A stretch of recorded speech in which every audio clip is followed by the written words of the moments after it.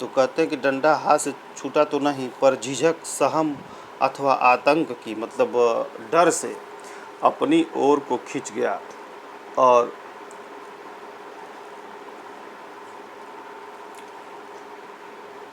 गुंजल्क मारता हुआ सांप का पिछला भाग मेरे हाथों से छू गया। गुंजल्क का मतलब कि गुत्थी या गांठ मारता हुआ, वो सब कुंडली बना लेते हैं ना। सांप का पिछला भाग मेरे हाथों से छू गया। उफ़, कितना ठंडा था। डंडे को मैंने एक ओर पटक दिया। यदि कहीं उसका दूसरा बार पहले होता तो उछल कर मैं सांप पर गिरता और न बचता। लेकिन जब जीवन होता है तब हजारों ढंग बचने के निकल आते हैं, और वह दैवी कृपा थी। दैवी मतलब दैवीय, ईश्वरीय, देवताओं की कृपा थी। डंडे के मेरी ओर खींच आने से मेरे और सांप के आसन बदल गए, मतलब दोनों का स्थान बदल गया। मैंने तुरंत ही लिफाफे और पोस्ट कार्ड चुन लिए, चिट्ठियों को धोती की छोर में बांध दिया और छोटे भाई ने ऊपर खींच लिया।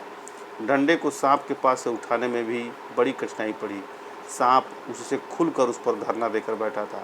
जीत तो मेरी हो चुकी थी, पर अपना निशान गंवा चुका था। आगे हाथ बढ़ाता तो सांप हाथों पर वार करता। इसलिए कुएं की बगल से एक मुट्ठी मिट्टी लेकर मैंने उसकी दाईं ओर फेंकी कि वह उस पर झपटा, और मैंने दूसरी मिट्टी दूसरे हाथ से उसकी बाईं ओर से डंडा खींच लिया। पर बात की बात में उसने दूसरी ओर भी वार किया। यदि बीच में डंडा न होता तो पैर में उसके दांत कट गए होते और वो अपना काम कर दिया होता। अब ऊपर चढ़ना कोई कठिन काम न था।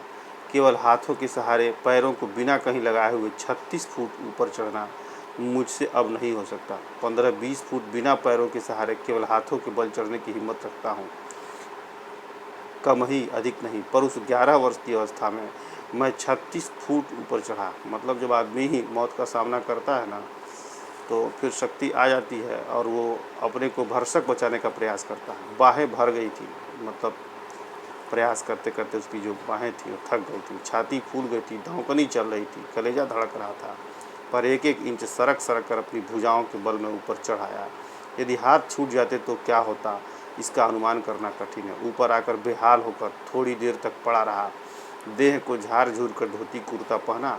फिर किशनपुर के लड़के को, जिसने ऊपर चढ़ने की चेष्टा को देखा था, ताकीद करके, मतलब बार बार चेताने की क्रिया करके कि वह कुएं वाली घटना किसी से न कहे, हम लोग आगे बढ़े। मतलब उसका जो बगल का जो लड़का था किशनपुर का, वो उसने इस घटना को देख लिया था। तो लेखक को डर था कहीं वो घर जाके कह देगा तो चिट्ठियाँ निकालने के बाद भी पिटाई होगी।